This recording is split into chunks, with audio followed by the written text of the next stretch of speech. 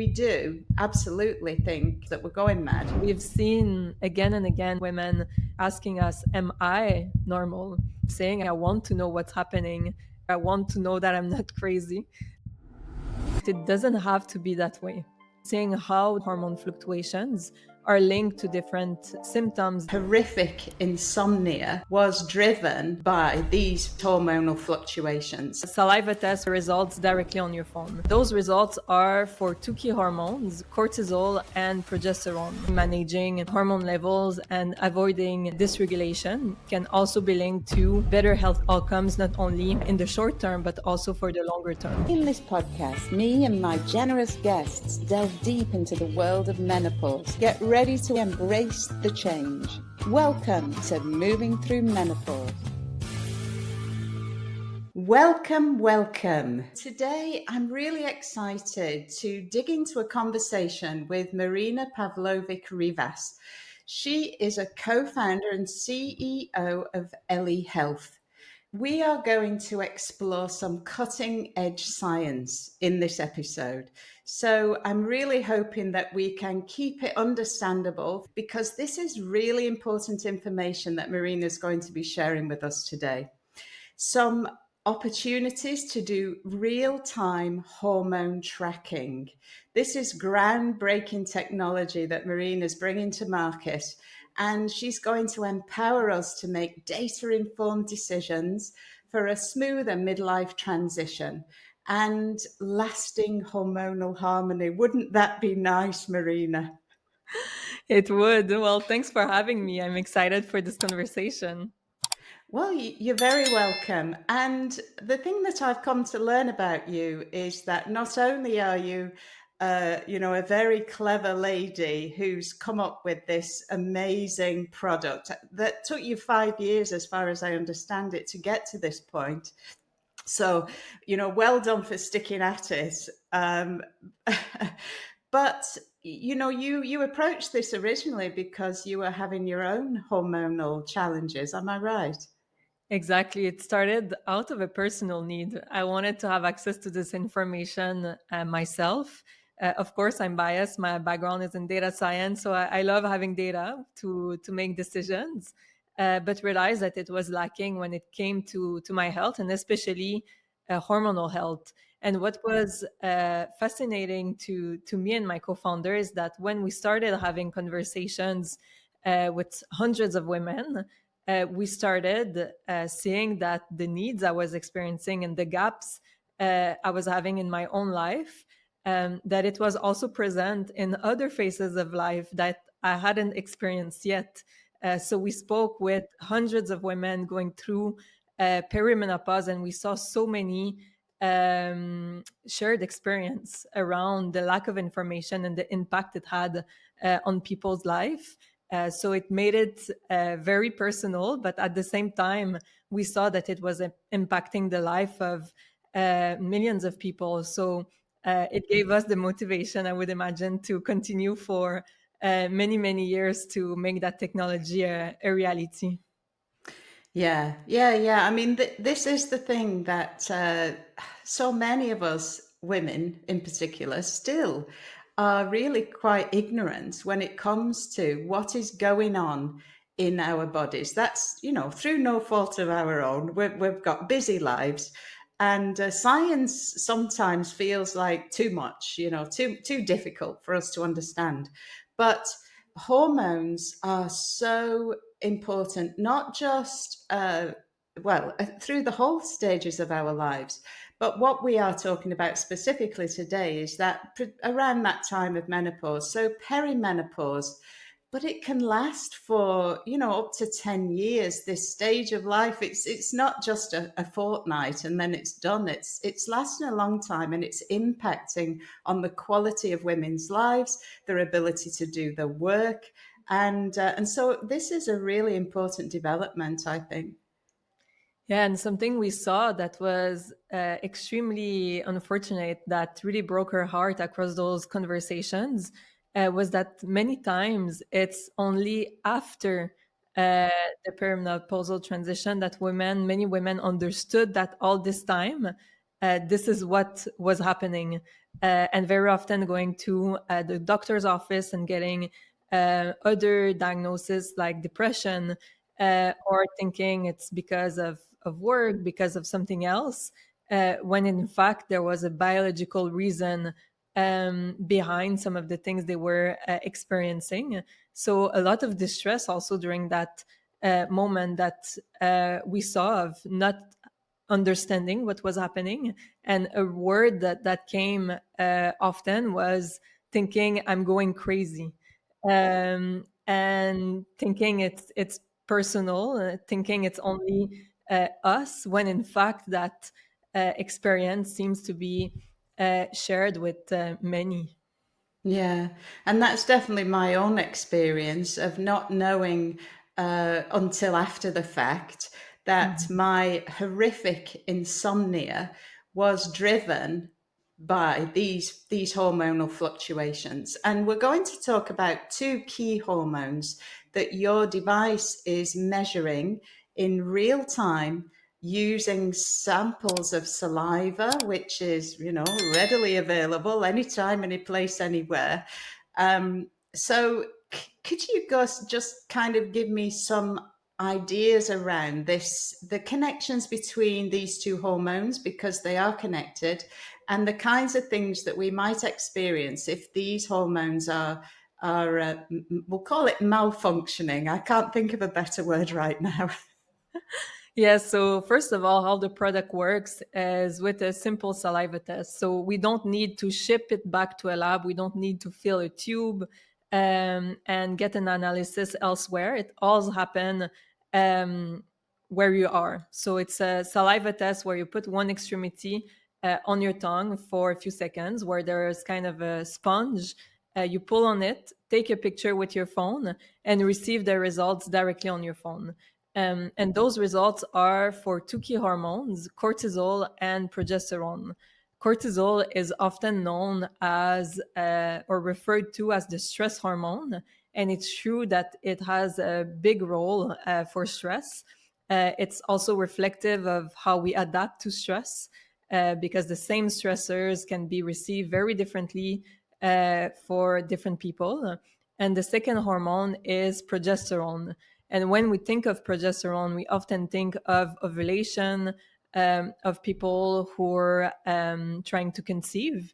And it's true, it has a major role for this goal, but it also has a major role throughout a woman's life, where its fluctuation across the menstrual cycle is linked to different moods, different performance, different ways of approaching life. And throughout perimenopause, it fluctuates quite drastically, where overall it declines throughout the years, but not in a necessarily steady way. So someone can see many fluctuation throughout that long phase that you've mentioned, can take up to 10 years. And very often this hormone that we call a reproductive hormone plays a role in overall health.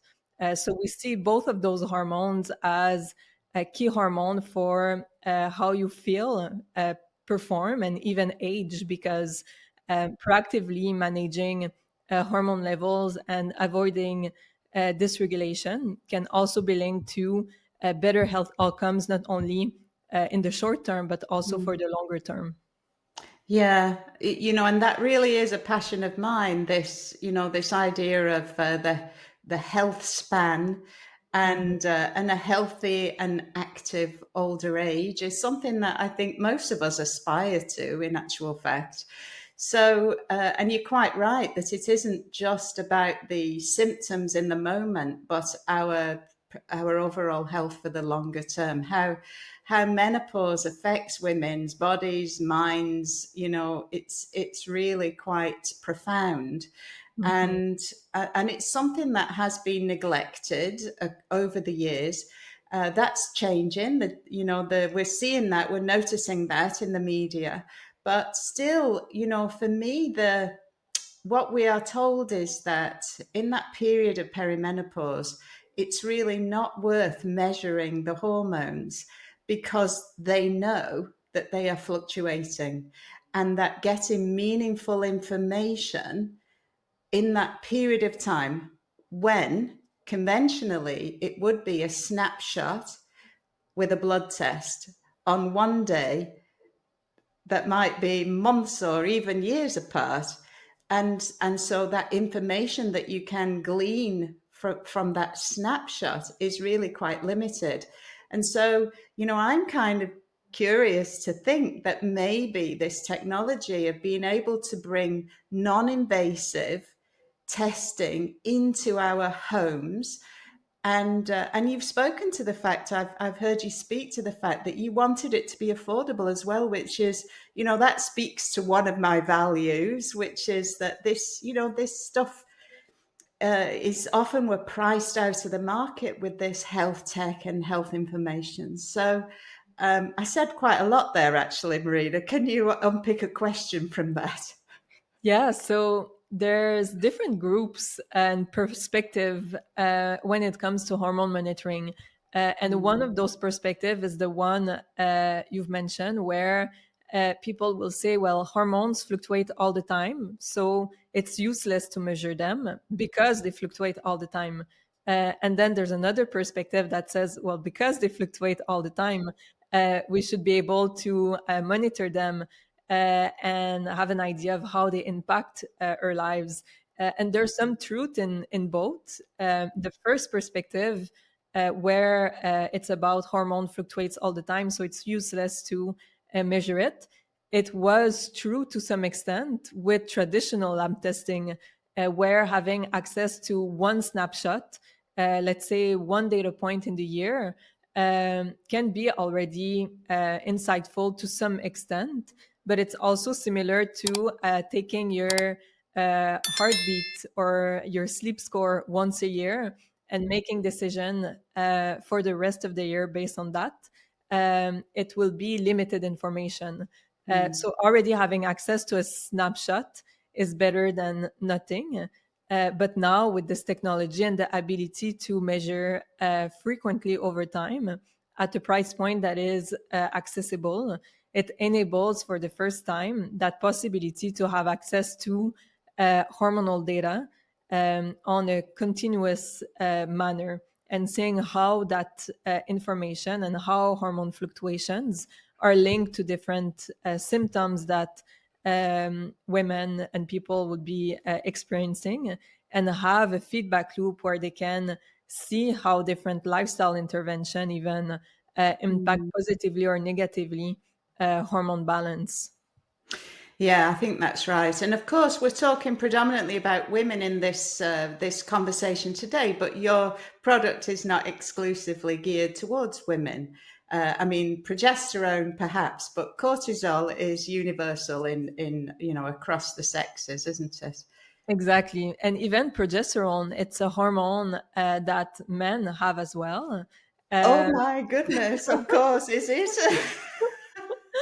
it's just that on when we look at the broader scale, it does happen that for some men, progesterone imbalances can be linked to different problems that they may have or challenges, but it's in much smaller proportion than women for whom it's a key hormone throughout their life. And cortisol, however, is as important for men than it is for women. And the levels of cortisol in men and women often would be following similar ranges. And that's true throughout different phases of life. And we have other hormones coming up, like testosterone, that is known mostly as a male hormone, but that also play a very key role for women, including during perimenopause. Yeah, that's true. Well, thank you for putting me right on the science there. And so I suppose the progesterone, testosterone, it's kind of in reverse, isn't it, for men and women? That we have less of it than they do, but it is still a key hormone for women. Let's just talk a bit more about cortisol, because we are hearing more and more about the effects of cortisol on the body.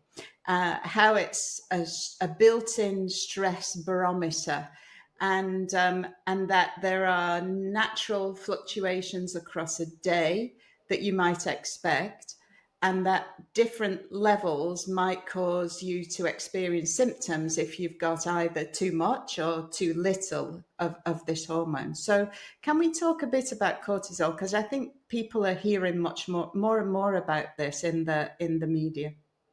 Yes, and very often when we speak of cortisol, even in the from a cultural standpoint, we often hear my cortisol is high, or I have to lower my cortisol. So it's often a hormone that is getting a bad reputation, where it always has to be decreased, and that's not actually the case, because cortisol is a hormone that, when it functions properly, the optimal pattern is high levels in the morning and low levels in the evening. So it follows what is called a diurnal curve, where there's that rise in the morning that gets us ready for the day. It's what wakes us up in the morning and gives us energy for what's about to come, and slowly decreases throughout the day to reach its lowest in the evening and prepare us for sleep. So that's really the optimal pattern. But for many people, there's about 1 in 3 people that experience cortisol dysregulation. That pattern can take different form. For some people, it will be constantly high cortisol. So yes, high in the morning, but higher than what is optimal, and high in the evening, where it stays high throughout the day.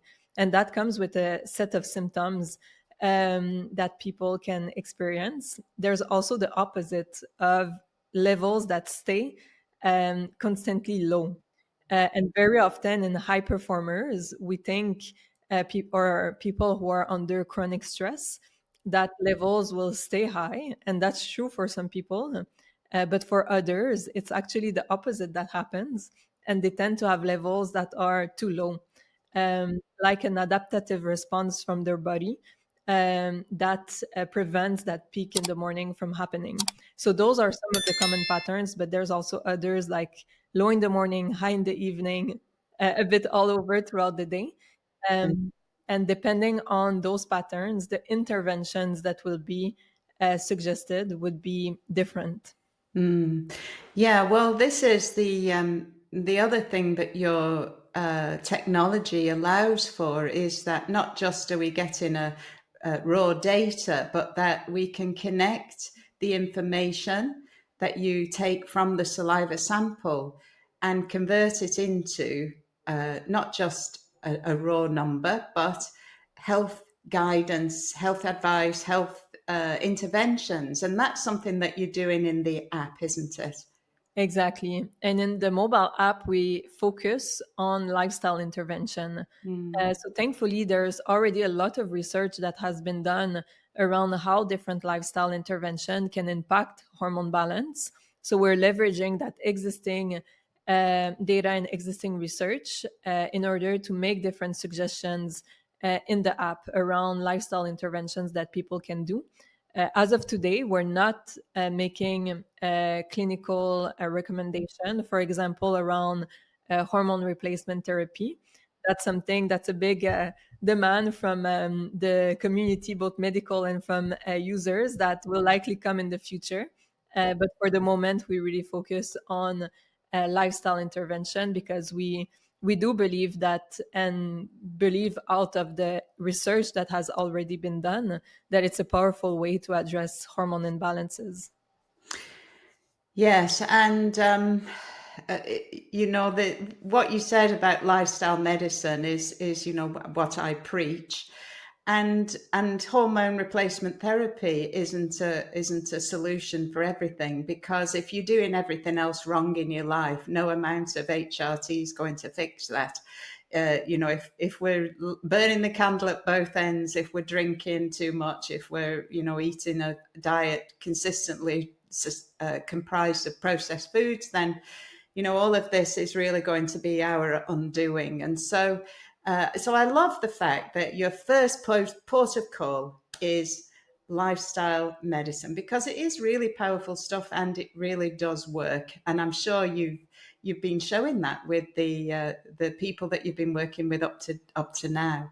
Yes, and I'm sure you saw it in your practice as well. So for and it depends also on the in the journey. Some people for some time, for a couple years, lifestyle intervention will be enough. Will change drastically the different symptoms that they may be experiencing. But for other people or the same person but at a different phase, they will need that extra support. And then there's other consideration, for example, levels that are too low.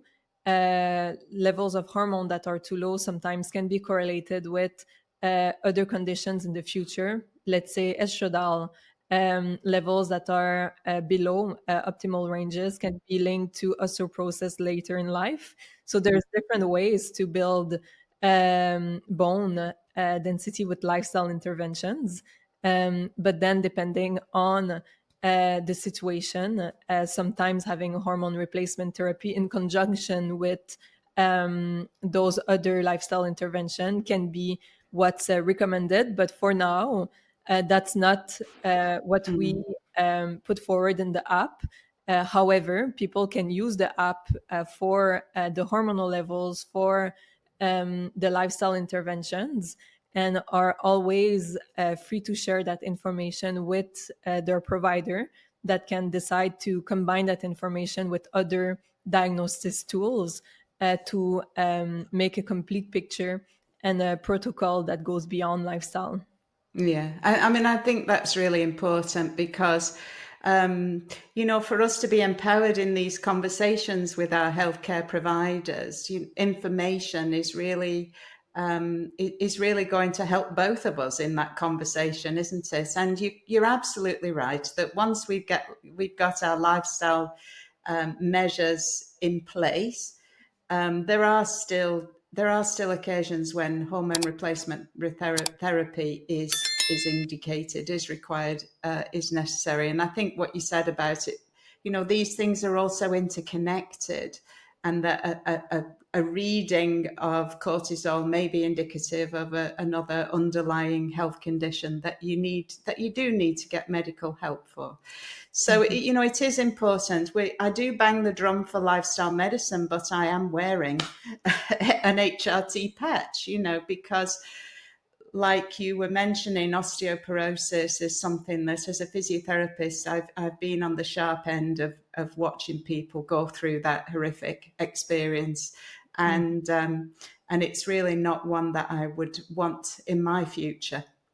and Yeah. I and I I know that estrogen is really speaking to the bones, and that's really important for me.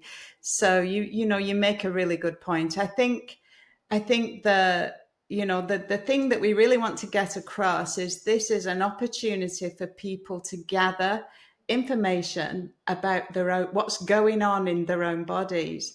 And many times people come to me and they just say, I just want to know what's going on. And this is a great opportunity to dig down into what's happening in the body, and your app is allowing them to kind of interpret that information as well, because getting a number, it doesn't necessarily mean anything to people. They get x-rays, they can't read them. Same with the MRI scans. And so this sounds like something that even ordinary people can feel empowered and make decisions based on this data. Exactly. And same, we saw a similar pattern than the one you've mentioned, where people were saying, I want to know what's happening. Some of them were mentioning, like we spoke about earlier, I want to know that I'm not crazy. I want to know there's something changing in my body. And for many, it's reassuring to see that what they're experiencing, there's fluctuations that happen biologically that are correlated with that. And when they're able to see those patterns, it becomes empowering to be able to predict when those patterns will likely occur, but also what someone may experience when those fluctuations happen and what they can do Mm. about it to try to Yeah. reduce the intensity, the frequency of what they're trying to avoid. Yes, yeah, that's exactly it, isn't it? So, say we're talking about progesterone in the first instance.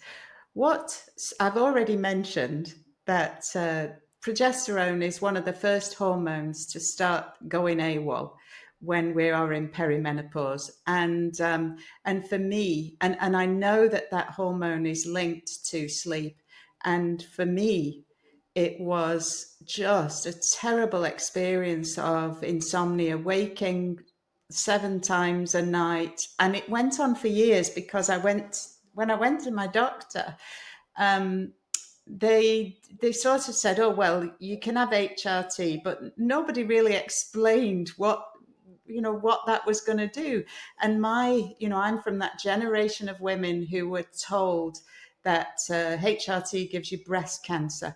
So the alarm bells were ringing at that point, and the other option was antidepressants, which that was not for me. So but if somebody had explained that your progesterone's doing this or even a bit of this, and having even just some progesterone at that stage might have meant that I was getting a better night's sleep. I was already eating well, moving regularly, doing all the things that I thought were good, apart from stress. I was a bit stressed, I have to say. But do you know what I mean? The idea that progesterone's going down in perimenopause.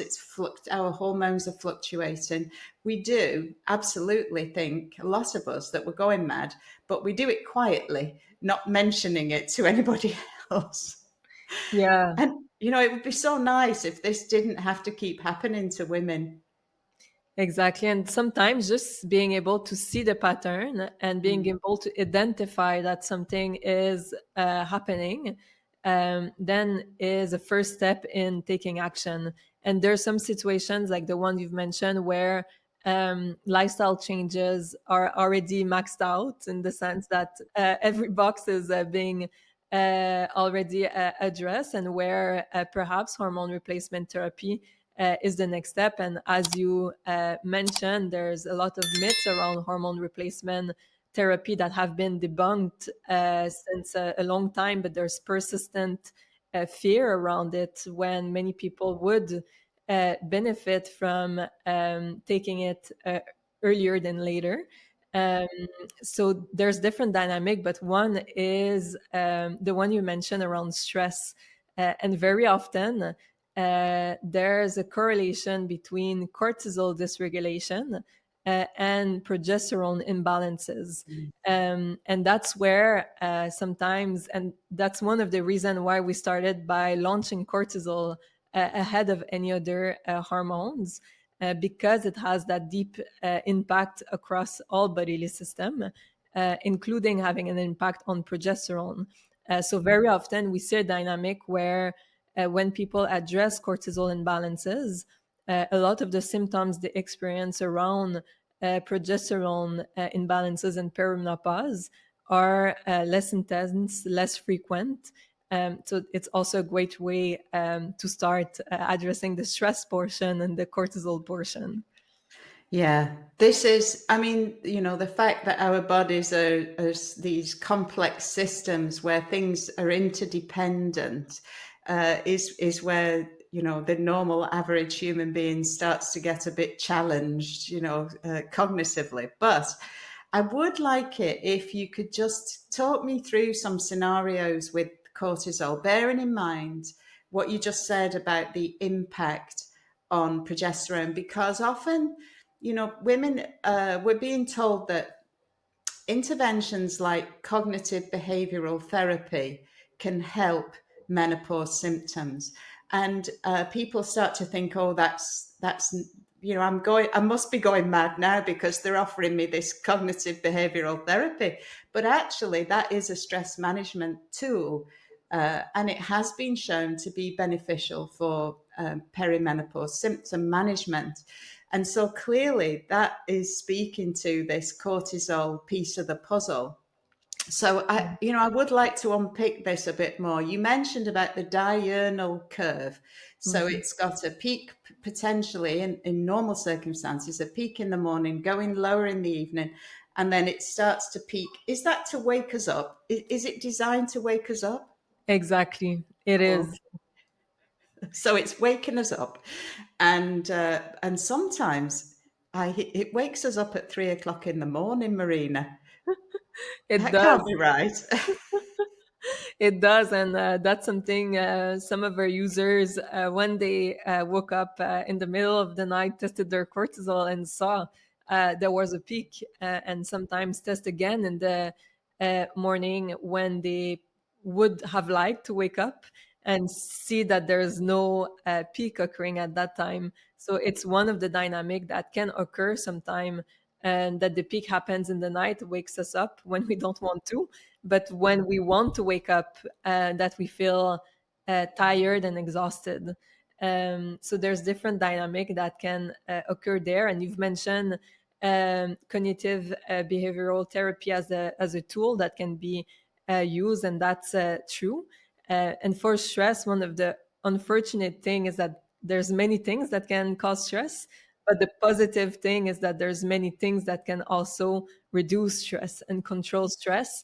There's a big toolbox that people can use depending on their cortisol pattern, depending on their preferences as well, and how they respond to those different actions. It can be as simple. There's one study showing that even 20 minutes in nature can have a big impact on reducing cortisol levels. So it goes from anything from exposure to nature, light exposure, having a morning and nighttime routine that is shifted a bit to support our personal circumstances, sports. The intensity and timing of sports also plays a different role there. So the toolbox is wide, and that's a positive news. But for many people, it's also complicated to navigate because there's all of those different options, and it becomes unclear what's actually moving the needle for me specifically. And that's where being able to have that feedback loop and test out different things and see which ones actually have an impact on bringing cortisol levels to an optimal pattern, or the closest to it that it can. Yeah, then it can be. And I guess this could be different for different people. You probably find that. But I think, what you're talking about, the data-driven decision making is what's really important. And so when we're doing this saliva test for cortisol, we'll say, Mhm. can you explain what that would look like? In terms of protocol, Yes, indeed. Yes. yeah, so for cortisol, given the diurnal curve that we spoke about, we recommend to do the first test within 30 minutes of waking up. The reason behind it is what we call the cortisol awakening response, where before getting up, it starts to rise. It peaks in, on average, 30 minutes after waking up, and then continues to decline. So, being able to see within those first 30 minutes of waking up what's your cortisol level gives you a good idea if your morning levels are optimal or not, and if that peak occurs at the moment where it's planned. And for the second test, we recommend, well, doing two tests at least in the day to have that morning, evening measurement. We recommend to do it anytime after 6 p.m., keeping in mind that different things like high intensity exercise may have an impact on cortisol. So we do recommend to take it as late as possible in the day to be reflective of the moment where it should be at its lowest. So there's Lowest. those at least two data points that we recommend in order to be able to see that diurnal curve. And over the space of a month, if you were trying to sort of look at trends and say what's happening over time as we apply some lifestyle interventions, say, for instance. Yeah, so throughout the month, we recommend to test at least 2 days. And that's a minimum to be able to have your baseline, then try different lifestyle intervention and see if it has an impact on cortisol or not. So that's really a minimum that we recommend throughout the month to see that evolution. But then there's some people that decide to test much more frequently on a weekly basis, sometimes even on a daily basis for people that have a lot of changes happening in their life, a lot of travel, a lot of different stressors that vary a lot throughout the month. For those people, they often prefer having more data points. Yeah, and I mean, in the first instance, that might be a good thing, just to gather as much information as we can, depending on different things that we experience across a week, across a month, because because not every day is the same, and people have do different things on different days, and you kind of want to understand. It's like wearing the wearables. The information is hourly. In the moment, it's live information. And so people, in the first instance, I can see how that might be useful. And if you are an athlete, high Mhm. performing individual, then yes, I'm sure more is better. But the fact that this is, I think you've talked about it being how many pounds or dollars, I've forgotten, for each test. It starts at $8 per test. Yeah, and I mean that's really low for this kind of science to be coming into your home, isn't it? Yes, well, typical traditional hormone tests often start at about $100 and sometimes can go up to $500, $700. And beyond price, one of the other limitation is the time that it takes before receiving your result, where you have to either order a sample collection kit at home, wait to receive it, ship it back to the lab, wait for the result, or go physically somewhere to take a test, which can be in blood and urine and saliva, and then wait a couple days or sometimes even a couple weeks, depending on where you are in the world. In Canada, it can be a couple months sometimes. To get the information. So it becomes way too long to take action um, and create that tight feedback loop that many people are missing. Yeah, and more people are craving, and quite rightly. We've got to take our health into our own hands. Our healthcare system is overburdened, and and so the more that we can do to look after ourselves, the better. And I think you've really nicely explained how cortisol should look and some of the ways in which it goes wrong. The fact that lifestyle interventions can be different and vary from person to person. And I think that's important because, the evidence is that we're more likely to do things that we enjoy rather than somebody saying, "Oh, you must do this, that, or the other."